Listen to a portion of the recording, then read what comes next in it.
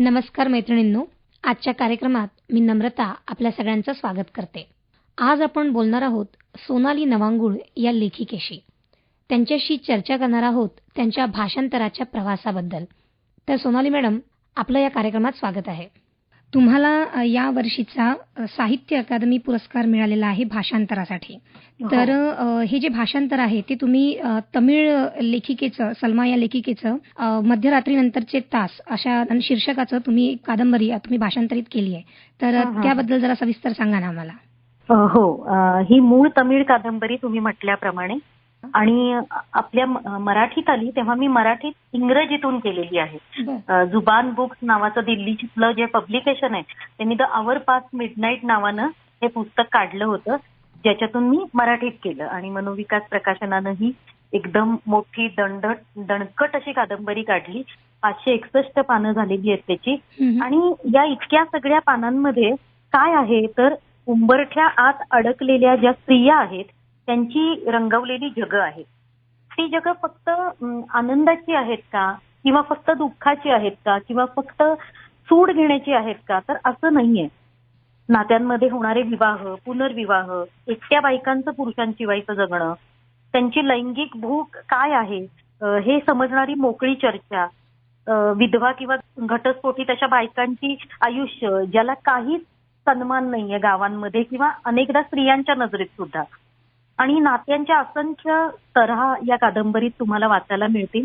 आणि इतकी नाती त्याच्यात आहेत की मी सुद्धा अनुवाद करताना गोंधळात पडले होते की आता जी मावशी होती ती उद्या काकू झाली आहे तर परवा ती वहिनी असणार.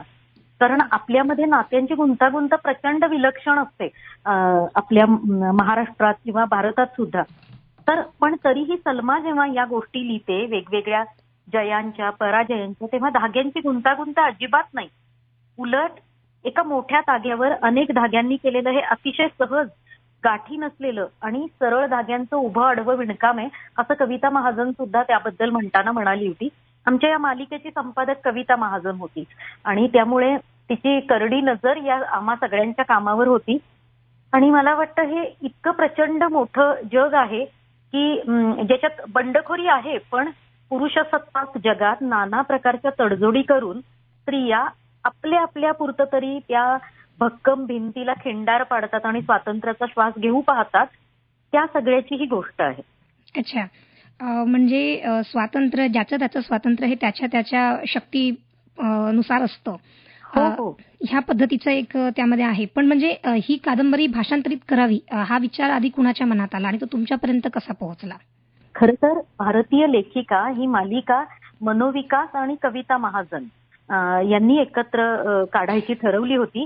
आणि कविता महाजन या सगळ्या भारतभरातल्या लेखिका, कवयित्री, पत्रकार, चळवळ करणाऱ्या स्त्रिया अशा सगळ्यांना एकत्र मोठीत बांधून त्यांना मराठीत आणायचं, त्यांच्याशी संवाद करून त्यांच्या परवानग्या घ्यायच्या असं काम करत होती. आणि कविता महाजननं आमच्यासारखे अनेक अनुवादक निवडले जे कदाचित थेट भाषेमधून अनुवाद करतील किंवा इंग्रजीतून करतील. तिनं स्वतः सुद्धा निर्मला पुतुल या संथाळी भाषेत लिहिणाऱ्या आदिवासी कवयित्रीचं मराठी कविता सगळ्या आणलेल्या आहेत याच मालिकेत. तर उडिया, कन्नड, तेलुगू, तमिळ आणि अशा संथाळी आता मी म्हटलं तशा वेगवेगळ्या भाषेतल्या लेखक कवयित्री तिनं निवडल्या होत्या आणि मग तिनं अनुवादक म्हणून माझी निवड केली. तर जेव्हा भाषांतर करत होता तेव्हा तुम्हाला आव्हानं कोणती कोणती आली ह्या भाषांतराच्या वेळेस? आव्हान सगळ्यात मोठं असंच होतं की आपल्याला बाहेरच्या भाषांमधले बरेच संदर्भ माहीत असतात, अगदी सांस्कृतिक संदर्भ सुद्धा. याचं कारण असं आहे की वेगवेगळ्या भाषांमध्ये झालेले सिनेमे आणि त्या सिनेमांमधनं अत्यंत बारक्या बारक्या गोष्टी, माणसांच्या जगण्याच्या गुंतागुंती, रूढी परंपरांमध्ये त्यांचे अडकलेले पाय, त्यांच्या श्रद्धा, अंधश्रद्धा हे सगळं आपल्यापर्यंत पोहोचतं. पण प्रादेशिक भाषांबाबतीत खूप कमी वेळा पटकन संदर्भ सापडतात आणि ती अडचण प्रचंड मोठ्या प्रमाणात होती. कारण महाराष्ट्रातला मुस्लिम आणि तामिळनाडूतला कठीण कर्मठ भागात राहणारा मुस्लिम यांच्या जगण्याच्या रीती वेगळ्याच आहेत. अगदी मी जशी जगते तशी माझ्या समोरची मुलगी जगत नसते. तर मला वाटतं की हे गुंतागुंत कविता महाजन म्हणते त्याप्रमाणे ती विलक्षण आहे आणि ती समजून घेण्यासाठी खूप ताकद लावावी लागते. खाद्य संस्कृती सुद्धा आपली किती वेगळी वेगळी आहे आणि तमिळ खाद्य संस्कृती तर प्रचंड वास्ट आहे आणि खूपच समजून घेण्यासारखं आहे त्याच्यात. तर हे सगळं किंवा नाती समजून घेणं, कारण हे साटलोटं एकमेकात जे होतं लग्न संबंधांमध्ये ते समजून त्यांची नेमकी नाती काय आहेत याच्यानुसार सगळा कॅनव्हास बदलणार असतो. मी माझ्या वहिनीची जशी वागते त्याच्यापेक्षा मी माझ्या काकूशी निगाडी असते किंवा त्या नात्यांचे आपल्यामध्ये रिस्पेक्ट करण्याच्या पद्धती वेगळ्या असतात. मला वाटतं हे खूप जास्त बारकावे होते संस्कृतीचे, खाण्यापिण्या लेण्यापासून ते उठण्या बसण्याच्या पद्धतींपर्यंत. तर ते समजून घेण्यासाठी मला खूप अडचण आली. अच्छा, तुम्ही जसं आता म्हणालात की आपल्याला भारताच्या बाहेरच्या भाषांचे सांस्कृतिक संदर्भ आपल्याला माहिती आहे सिनेमांमधून, पण आपल्याला आपल्याच देशामध्ये जिथे 22 किलोमीटर नंतर भाषा बदलते तिथले सांस्कृतिक संदर्भ मात्र आपल्याला माहिती नाही. कदाचित आपण आपल्या भारताचं साहित्य आपल्या भाषेमध्ये आणण्यामध्ये कुठेतरी कमी पडतोय असं वाटतं का तुम्हाला? हो, कमी पडतोय. म्हणजे खूप लेखक प्रयत्न करतात. म्हणजे मला आता तुमच्या कदाचित पुढच्या प्रश्नात तो संदर्भ येऊ शकेल. मला या सगळ्यांची नावं मुद्दाम सांगायची आहेत की यांच्यामुळे माझ्यासारखे अनेक नवीन अनुवादक काम करतायत, कारण या लोकांनी खूप पूर्वीपासून काम करून अनुवादाचा प्रवाह जिवंत ठेवला. पण आता पहा की आपल्या युनिव्हर्सिटीजमध्ये आणि बाकी महाविद्यालयांमध्ये परदेशी भाषा शिकायची सोय असते, कारण भाषा शिकण्यामध्ये एक प्रचंड मोठं अर्थशास्त्र सुद्धा काम करतं. कुठली भाषा शिकल्यावर ती आपल्याला जास्त पैसे कमवून देते या बाबतीतल्या संधी बाहेरच्या देशात जेव्हा खुल्या होतात तेव्हा अर्थातच त्या फॉरेन लँग्वेजेसमध्ये शिकण्याचा एक ओढा वाढतो लोकांचा. किती तुम्ही बघताय चर्चा चालू आहे, जपानी शिकतायत लोक, जर्मनी शिकतायत, फ्रेंच शिकतायत, पण रशियन शिकतायत. पण मला असं वाटतं की आपल्या भारतीय भाषा शिकण्यामधला अर्थशास्त्रीय भाग सुद्धा वीक आहे आणि आपण भावनेच्या पोटी वेगवेगळ्या भाषा समजून घेऊन त्याचा अनुवाद करायचा प्रयत्न करतो. त्यामुळे कदाचित त्याच्यामध्ये संधी सुद्धा कमी आहे. म्हणून नीट पारंपरिक पद्धतीने शाळा कॉलेजमध्ये शिकवलं जावं याचे स्रोत कमी असतील का, मी सुद्धा विचार करते. पण मला वाटतं जर माझ्या शहरात, गावात, विद्यापीठात मला भारतीय भाषा शिकण्याची संधी निर्माण झाली आणि पुन्हा त्या भाषेतून नवं काम करण्याची आणि आंतरभारतीय जे एकमेकांचे ताणीबाणी असतात आणि जे सहसंबंध असतात तर त्याच्यातून आपण कदाचित अधिक चांगलं स्वतःच्या देशातल्या इतक्या विविध भाषांबद्दल काही समजून काम करू शकू आणि मला जरूर तसं अजूनही करायची इच्छा आहे.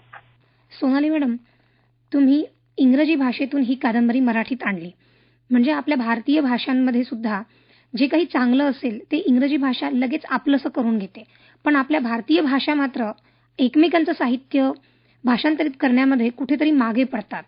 तर यात काही आशादायक काही गोष्टी पुढे होऊ शकतात का? हो, आशेला कायमच जागा आहे.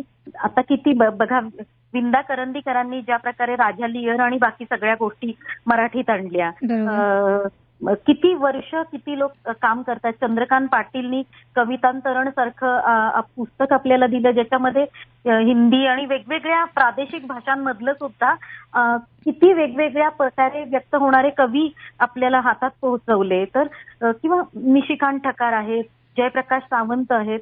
जयप्रकाश सावंत ज्या तऱ्हेनं रसाळ अनुवाद करतात, प्रत्येकाला असं वाटतं की अशी भाषा आपल्याला सापडली पाहिजे. तर हे सगळे जे लोक आहेत, गणेश विस्पुते, प्रफुल्ल शिलेदार, सुनीता डागा, बलवंत जेऊरकर, सूर्यनारायण रणसुभे, उमा कुलकर्णी तुम्हाला माहिती आहे, त्यांनी कन्नडमधला किती वास्ट भाग आपल्यापर्यंत पोहोचवला. डॉक्टर माया पंडित, शांता गोखले, अपर्णा वेलणकर, शरद नावरे. तर मला असं वाटतं की मी नावं घेईन तितकी कमी आहेत. कमलाकर भटांसारखं नाव आहे. तर या माणसांनी सातत्यानं अनुवादाचा विचार केला आणि वेगवेगळ्या पद्धतीनं इंग्रजी भाषेतनं असेल किंवा प्रादेशिक भाषेतून असेल आपल्यापर्यंत हे पोहोचवलं. आणि यामुळे हा जो संस्कृतीच्या वहनासाठी अनुवाद हा अतिशय विलक्षण महत्वाचा भाग आहे.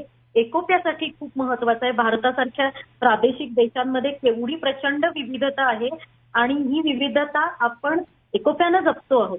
तर त्याच्यासाठी अनुवाद हे फार मोठी ही नदी आहे आणि जी आपल्याला सगळ्यांना ते उपनद्यांनी सगळ्यांना सामावून घेते आहे. आता पहा, माझ्यासारख्या नवीन अनुवादकाला सुद्धा शाबासकी दिली जाते साहित्य अकादमीकडून. म्हणजे असेला वाव आहे ना, आमच्यासारखे खूप लोक या सगळ्यांच्या पावलांवर पाऊल ठेवून आपली भाषा, स्वतःची भाषा कवेत घेऊ पाहतीलच, पण स्वतःची भाषा अधिक समृद्ध होण्याचा मार्ग अनुवादातून जातो. तर मला वाटतं आपण ते करू शकतो आणि करता येऊ शकतं आपल्याला. बरोबर. तुमच्या साहित्य अकादमीच्या पुरस्काराकडे मी नंतर येणारच आहे. पण त्यापूर्वी तुम्ही ज्या लोकांची नावं घेतली ती आणि इतर अन्य भाषांमध्ये जे लेखक आहेत, जे भाषांतर करतात, आपलं मराठीचं सुद्धा बरंच साहित्य भाषांतरित झालेलं आहे. तर हे सगळेच लोक एका सेतूचं काम करतात. अक्षरशः भाषेला जोडून ठेवतात. जसं तुम्ही म्हणता की सलोखा निर्माण होतो. तर हे सेतूचं काम, आणि त्यासाठीच म्हणून आज आंतरराष्ट्रीय भाषांतर दिवस आहे. पण आपल्या देशीय भाषांतराची गरज अधिकाधिक व्हावी यासाठी आपल्याला काय करता येईल अजून? मला वाटतं चर्चा सुरू करण्याचं काम तरी आपण करतोय आणि ती चर्चा आपण आता बोलतोय, पण ही चर्चा मी जी नावं घेतली ती माणसं अनेक वर्ष त्याच्यासाठी प्रयत्न करत आलेली आहेत. पण आता तो रेटा वाढला पाहिजे आणि विद्यापीठांमध्ये आणि महाविद्यालयांमध्ये याची सोय उपलब्ध व्हावी, यासाठी काहीतरी घडलं पाहिजे. आणि त्याचा निश्चित आराखडा माझ्या डोळ्यांसमोर आता नाही.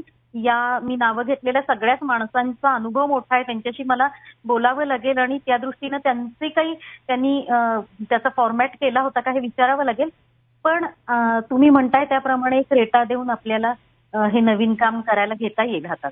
कदाचित त्यासोबतच जसं आपण साहित्य संमेलन भरवतो तसं भाषांतरकारांचं साहित्य संमेलन सुद्धा आपण भरवायला पाहिजे. हो, अगदीच अगदीच. किती शिकायला मिळेल त्यातून. त्यानिमित्ताने एक नवीन साहित्याची ओळख सुद्धा आपल्या वाचकांना होईल.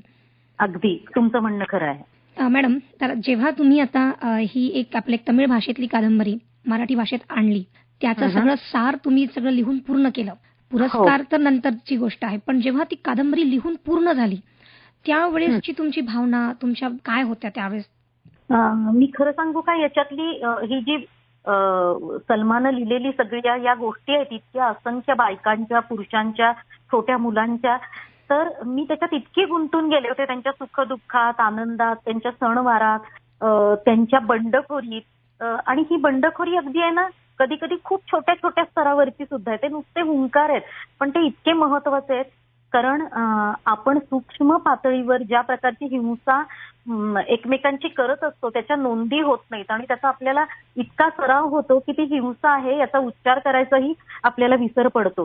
तर हे सगळं इतकं मोठं जग आणि त्याच्यात त्या कोलाहलात सुद्धा आणि त्या आनंदात सुद्धा, चित्कारात सुद्धा मी इतकी हरवून गेले की मला खूप एकटं पडल्यासारखं वाटायला लागलं. जत्रेत मूल हरवल्यावर त्याला काही कळेनासं होतं, तशी माझी अवस्था झाली. कारण रोज उठून या कादंबरीतल्या पात्रांची मी भिडत होते आणि आज अचानक ते संपलं. पण मी सांगू का, आता हे काम केल्यापासून 2015ला ही कादंबरी प्रकाशित झाली होती, तेव्हापासून पुन्हा मी ती हातात घेऊन पाहिलेली नाही. पण त्याची कितीतरी पात्र माझ्या अवतीभोवती आजही फेर धरून उभी आहेत. ती मला हाका मारतात असं मला नक्की वाटतं. हाका मारणं ही गोष्ट खूप रोमॅन्टिक वाटेल कदाचित आणि मी सुद्धा थट्टा केली असती पूर्वी कोणी असं बोललं असतं तर. पण त्यातली जी फिरदौस असेल, त्यातली जी सैनू असेल, राबी सिद्धी मुली असतील किंवा मुलीवर आपल्या प्रेम करायचंय, तिला लग्न झालंय तिचं आणि ती सासरी चाललीये, तिला मिठीत घ्यावं वाटतंय, तिच्या पाठीवरनं हात फिरवावं वाटतोय, पण रूढी, परंपरा, संस्कृती आणि आजूबाजूचा समाज परवानगी देत नाही, म्हणून मागं हटणारा कादर मला दिसतो. तर या सगळ्यांचं जी उलघाल आहे ना, त्याच्यातनं मी अजूनही बाहेर आलेली नाहीये. कारण ही मुस्लिम स्त्रीनं लिहिलेली तिच्या जगाविषयीची कादंबरी असेल तरी कुठच्याही प्रांतातल्या, भाषेतल्या, धर्मातल्या स्त्रीचं, मग ती सुशिक्षित असो किंवा अशिक्षित, तिचा भवतालचं हे तिला रेलेव्हंट म्हणता येईल असं हे जग आहे जे आजही गुप्त झालेलं नाहीये.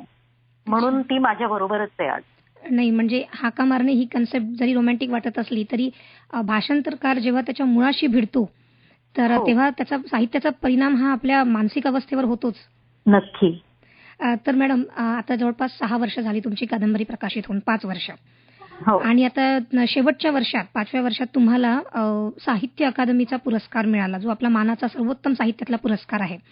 तर ही बातमी तुम्हाला जेव्हा कळली त्यावेळेस तुमच्या भावना काय होत्या?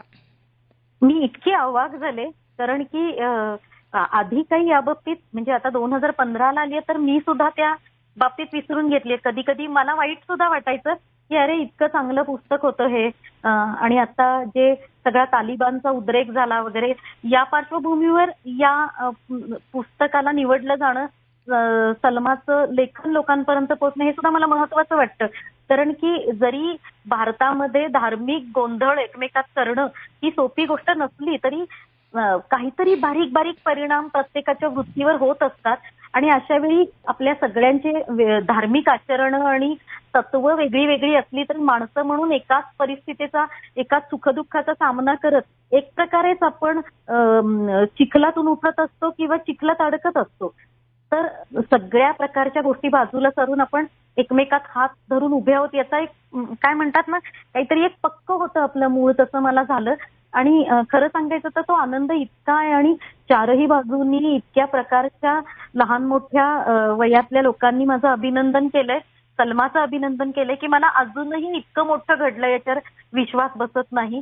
सगळ्यात अगदी सुरुवातीच्या काळात मला असं वाटायचं की मी चॅलेंज असणं हे मी लेखन करण्याला फार आड येतं. कारण की लोक आधी माझी व्हीलचेअर बघतात आणि मग माझ्या कामांकडे बघतात आणि मला ते मुळीच पसंत नाही. कारण मी आधी लेखक आहे आणि डिसॅबिलिटी मला आहे, ती माझी स्थिती आहे, पण त्याच्यामुळे मी लेखक नाही आणि मी त्या प्रकारची कुठलीही सवलत घेत नाही. पण श्रीधर नांदेडकर, कृष्णा किंबहुने, मनोज बोरगावकर, संदेश कुलकर्णी आणि असे कितीतरी आसपास मित्र आहेत, म्हणजे अगदी या क्षेत्रात नसलेले सुद्धा, अरुण नरकेंपासून ते कितीतरी, म्हणजे मी किती नावं घेईन तितकी कमी आहेत. तर या लोकांनी कायम मला मी अंधारात चुकून जायला लागले ना, स्वतःबद्दल कन्फ्युजन करायला लागले की बाहेर काढलेलं आहे. तर मला वाटतं विश्राम गुप्तेंसारख्या माणसाचं सुद्धा मला या बाबतीत नाव घ्यावं लागेल, की ज्यांनी माझा स्वतःवरचा विश्वास ढळू दिला नाही. त्यामुळं हा आनंद मी खूप मनापासून घ्यायचा प्रयत्न करते आणि मला खरोखरच बरं वाटतंय. शाबासकी हवी असते माणसाला. बरोबर. आणि ह्या सगळ्यांची सुरुवात ज्या कविता महाजन यांनी केली त्या दुर्दैवाने आज आपल्यासोबत नाही. हो. तर त्यांची रिएक्शन काय असती? म्हणजे नक्कीच त्यांना आनंद झाला असता. हो, नक्की. म्हणजे खूप आनंद झाला असता तिला. आणि म्हणजे उलट खरं सांगू का, मला कशा प्रकारचा आनंद झालाय हे मला तिनं एक्सप्लेन केलं असतं, कारण मी इतकी कन्फ्युज्ड आहे. मी ब्र नावाचं तिचं पुस्तक वाचल्यावर सामाजिक संस्थांमध्ये मला काय दुखतंय काम करताना हे मला कळलं होतं. आणि कधी कधी आपल्याला नाही कळत ना, डॉक्टर आपल्याला सांगू शकतो की आपल्याला नेमकं काय झालंय. तसं कविता महाजनचं आणि माझं नातं होतं आणि ती बेहद खुश झाली असती. ताबडतोब तिथे निघून आली असती आणि मला मिठी मारली असती तिनं. आणि सलमा ह्या लेखिकेसोबत पण तुमचं बोलणं झालं असेल पुरस्कारानंतर. हो हो हो. तर त्यांची रिएक्शन काय होती? ती प्रचंड खुश आहे. तिचं आता आणखी नवीन पुस्तक येत आहे, त्याच्या ती तयारीत आहे. पण तिला फार बरं वाटलं की वेगवेगळ्या भाषांमधले आपण लेखिका आहोत. तिला मराठी येत नाही, जी माझी मूळ भाषा आहे. मला तमिळ येत नाही, जी तिची मूळ भाषा आहे. पण या अनुवादाच्या माध्यमातून आम्ही इतक्या घट्ट जोडल्या गेलोय आणि आम्हाला इतकं भारी वाटतंय की आपण भाषेत काम करतोय आणि भाषेनं आपल्याला एकमेकींना राखी बांधून टाकली आहे. आम्ही म्हणजे ती खूप खुश होती, एवढंच मी सांगेन तुम्हाला. आणि 2 वर्षापूर्वी डॉक्टर श्रुती तांबेंमुळे माझी तिची भेट होऊ शकली आणि तिचा गंध, तो तिचा जो उत्साहाचा आणि प्रसन्नतेचा आहे आणि तिच्यातली जी बंडखोरी जी आहे, जी न बोलता सुद्धा जाणवते, तिचा मला तिच्या मिठीतून स्पर्श झाला होता. अच्छा मॅडम, म्हणजे तुम्ही बघा ना की तमिळ भाषेतली मुसलमान संस्कृतीतल्या एका लेखिकेचं साहित्य तुम्ही मराठी बोलणारी हिंदू मुलगी आपल्या साहित्यात उतरवते आणि साहित्य अकादमीची त्यावर मोहर उमटते. म्हणजे भारत हे एक स्वप्नवत असल्यासारखाच देश आहे असं वाटत नाही का? किती रोमॅन्टिक आहे अक्षरशः. आणि मला वाटतं अशा उदाहरणांकडे बघून आपण आणखी ताठपणे आणि आणखी प्रेमाने एकमेकांची बंध गुंफले पाहिजेत. याचाच कदाचित एक आपल्याला संदेश मिळतोय या गोष्टीतून. बरोबर. मध्यरात्रीनंतरचे तास, सलमा या एका तमिळ स्त्री लेखिकेनं स्त्रियांविषयीचं तिचं विश्व ह्या कादंबरीमध्ये उतरवलं आणि तुम्ही त्याचा अनुवाद केला. एकंदरीतच स्त्रीने स्त्रीसाठीचं उभारलेलं हे विश्व जे की प्रचंड व्यापक आहे. तर एकंदरीतच स्त्रीवादाकडे बघण्याचा जो दृष्टिकोन आहे तो एक व्यापक दृष्टिकोन न घेता त्याच्याकडे संकुचित दृष्टिकोनातून बघण्याची जी सवय आहे किंवा जो विरोधाभास आहे किंवा जो गैरसमज आहे तो एकंदरीतच समाजामध्ये वाढतोय का किंवा तो आहे का? म्हणजे तुम्हाला काय वाटतं? तसं बघितलं जातं आणि मला असं वाटतं की काही स्त्रीवादी लोक अरेरावीनं ज्या पद्धतीनं सांगतात त्यामुळे सगळ्या गोष्टी कदाचित जास्त अवघड होऊन जातात, कारण लोकांना बदल चटकन मान्य नसतात बरोबर. आणि बदल होणं आवश्यक असतो तेव्हा त्या सावकाशीनं लोकांची मैत्री करत छोट्या छोट्या गोष्टी उलगडत ते पोचवले पाहिजेत. म्हणजे लोकांना बदल ही गोष्ट थ्रेट असल्यासारखी वाटणार नाही. मी दुर्गा भागवतांनी एका लेखात लिहिलेली गोष्ट माझ्या समोर आहे. त्याच्यात ते वाक्य कदाचित आपल्याला याकडे बघण्यासाठी उपयोगी पडेल. त्यांनी जॉर्ज मॉनिन यांचं एक उद्धरण आहे, अनुवाद आणि अनुवादक या लेखात लिहिलेलं. ते स्त्रीवादाकडे बघताना सुद्धा मला महत्वाचं वाटतं. त्या म्हणतात की अनुवाद ही एक कास असून त्या काचेतून आपण मूळच्या कलाकृतीकडे पाहतो. हे भिंग स्वच्छ, रंगीत वा भंगलेलं असू शकतं. भिंग स्वच्छ असेल तर वाचकाला काचेचा भासच होणार नाही. भिंगावर ओरखडे असतील तर मूळ कलाकृती आणखी वेगळ्या स्वरूपात दिसेल. आणि अतिस्वच्छ काचेला देखील वक्री भवनाचा दर्शक असतो. त्यामुळे अनुवादात काही हरवत असतं, तसं काही गवसतही असतं. आता हे जॉर्ज मॉनिनचं जे वाक्य आहे दुर्गा भागवतांनी अनुवादित करून दिलेलं, तर ते कुठच्याही स्त्रीवादाकडे किंवा कुठल्याही प्रकारच्या वादाकडे बघण्यासाठी उपयोगी आहे. तुम्ही कसं पोचवता यात नेहमी फरक राहतात, पण प्रत्येक माणूस, मग ती स्त्री असो, पुरुष असो किंवा एक लहान मूल असो, त्याचं स्वातंत्र्य मान्य करून त्या प्रकारे विशिष्ट विचार ज्या त्या स्थितीत करावा लागतो. कविता महाजन नेहमी म्हणायची की स्त्रीवाद म्हणण्यापेक्षा स्त्री विशिष्ट भावना असं मी म्हणेन. तर मला वाटतं वेगळ्या गोष्टी पोचायला वेळ लागतो, पण ती सांगण्याची भाषा जर मैत्रीपूर्ण असेल आणि तुम्हाला तुमच्या अस्तित्वाला धोका पोचवणारी ती गोष्ट आहे असा भ्रम नाहीसा केला तर बदल होण्याची शक्यता असतेच आणि तो होण्याची गरजही आहे. आज आंतरराष्ट्रीय भाषांतर दिवस आहे, त्यासोबतच तुमचं ब्रेलमध्ये सुद्धा खूप महत्वाचं काम आहे. तुम्ही जे आपलं सामान्य साहित्य आहे ते तुम्ही दृष्टीहीनांपर्यंत पोहोचवण्याचं काम सुद्धा केलं आहे. तर त्या संदर्भात आम्हाला थोडं सांगा ना. खरं तर या कामात मी मदतनीस आहे केवळ. स्वागत थोरात नावाचा माझा जो मित्र आहे मुंबईचा, त्याच्या डोक्यात आलं होतं आणि 13 वर्षापूर्वी त्यानं स्पर्शज्ञान नावाचं ब्रेल पाक्षिक काढलं. त्याआधी तो अशी कामं करत होता, दिवाळी अंक काढणं वगैरे, पण त्याला वाटत होतं की अंध लोकांपर्यंत वर्तमानपत्र या स्वरूपातलं कायमस्वरूपी काहीतरी पोचत राहिलं पाहिजे. आणि मग हे 13 वर्षापूर्वी हा अंक सुरू झाला आणि महाराष्ट्रभरातल्या साधारण 40,000 वाचकांपर्यंत हा अंक पोचतो. एक अंक साधारण 60 ते 70 दृष्टीहीन वाचक वाचतात. आणि या कामामध्ये मी जेव्हा नव्यानं एनजीओ सोडून मुख्य प्रवाहात राहायला सुरुवात केली तेव्हा स्वागत थोरातनं उपसंपादक म्हणून या अंकाची जबाबदारी, या पाक्षिकाची जबाबदारी माझ्यावर सोपवली आणि त्यातून माझी संवेदनशीलता इतकी समृद्ध झाली की मी वर्णन करू शकत नाही. म्हणजे अगदी पहिल्यांदा जेव्हा हे अंक आम्ही जिथे तिथे पाठवले, ज्याचं मुख्य काम स्वागत आणि त्याची मुंबईतली टीम करते, तर तेव्हा एका खेड्यातल्या शिक्षकानं तो अंक वाचून सांगितलं होतं की स्पर्शज्ञांचा पहिला अंक हातात पडला आणि माझ्या बोटांवर विश्वास बसेना. आणि इतके शहारे आले अंगावर, कारण की कितीही वापरली तरी आपण भाषेतली भावनिक अभिव्यक्ती जी आहे ती सरदोपट करून टाकलेली असते.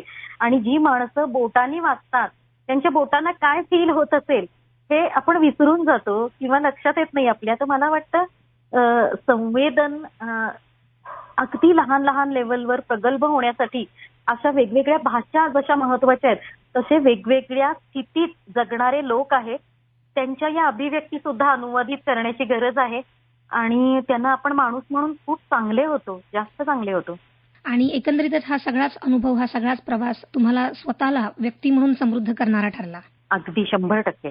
तर सोनाली नवांगुळ मॅडम, आपला मोलाचा वेळ आज आपण आम्हाला दिलात आणि फार सुंदर चर्चा तुमच्यासोबत करता आली, त्याबद्दल आकाशवाणीच्या वतीनं आम्ही आपले आभारी आहोत. धन्यवाद. अगदी मनापासून आभार नम्रता.